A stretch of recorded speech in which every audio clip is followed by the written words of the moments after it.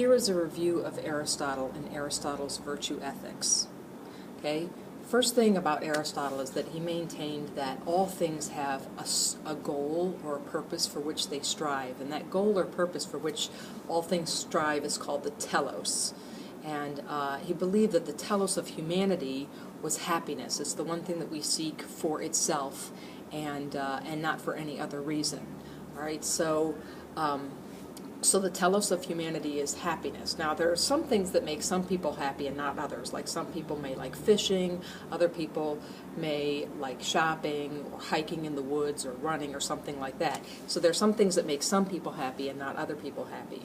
But as Aristotle observed humanity, he saw that there was one thing that seemed to make all human beings happy, and that was leading a virtuous life. So for Aristotle, the telos of humanity is happiness, and the most sure path to reaching that telos or that happiness in life is by leading a virtuous life. Right? So as he looked at people, he saw that most people had a fairly stable character or a way that they acted most of the time, and so he wondered how a person could change their character or become more virtuous so that they would be more happy. And as he observed humanity, he saw that that humans are a combination of their appetitive nature and their rational nature. Their appetitive nature is the emotions and desires that they're born with, that they experience every day. So some people might be some people might have a real short temper and get angry a lot, or other people might be real high-strung and always always up and on the go, and other people will be real quiet, and then we all struggle with certain with certain sins too that are a part of our appetitive nature, whether those sins are pride or gluttony or lust or anger or any of those kinds of things. We struggle with those things. They're part of our appetitive nature or our emotions and desires. All right. However, our character is formed by allowing our rational nature or our thought processes to control our appetitive nature. So everyone has emotions and desires that are both good or profitable or virtuous, and emotions and desires that are not good, not profitable, not virtuous, that will lead us to sin. And in as much as our rational nature controls our appetitive nature, we can decide to act on our appetitive nature when it's a good idea and not act on our appetitive nature when it's not a good idea. So that's the relationship between our rational and appetitive parts. In order for us to become virtuous, we have to allow our rational nature to take charge of our appetitive nature. And Aristotle taught that the more your rational nature is in control of your appetitive nature, the more free you are, because people who can't control themselves are not free. They become slaves to whatever their behavior is, and whatever the results of their behavior become just inevitable and something they can't control.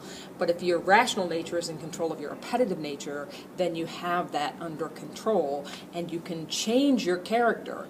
You can go from being a person who's angry all the time to actually controlling your anger and only getting angry when it would be helpful, or a virtuous thing, righteous anger. So we as human beings need to have our rational nature get in control of our appetitive nature, or our mind get in control of our emotions, if you will. Okay. In working on this, Aristotle saw 4 types of characters. The bottom one is the vicious or the vicious character. This person is not in control of their rational nature at all. As a matter of fact, Aristotle thought they were a hopeless case. They're not in control of their rational nature in the slightest, and so they just act on their emotions and desires all of the time, and they have no control over themselves. All right. The next step above that is the person who is incontinent. An incontinent person knows right and wrong, knows good and evil, but is very weak and is just unable to control it. They try, but they're just unable to control their appetitive nature.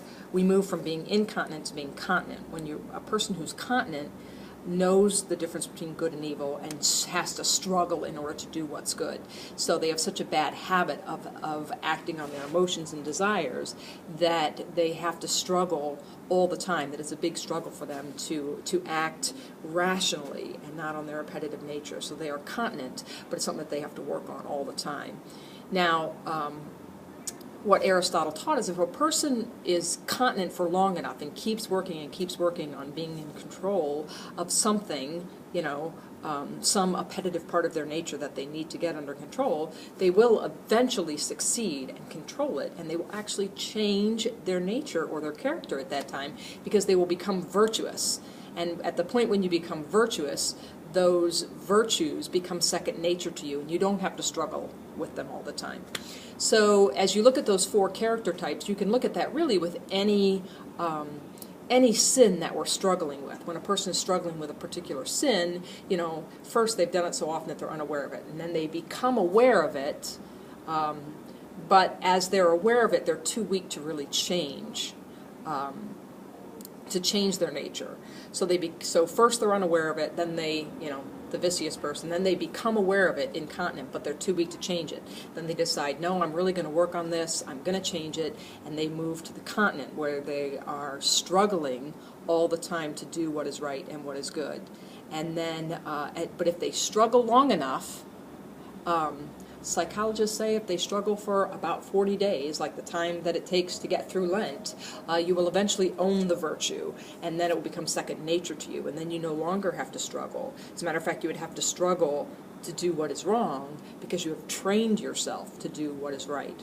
So really, the psychology of virtue ethics is we become virtuous by doing virtuous things. So we continue to do virtuous things over and over again until they become our new habit.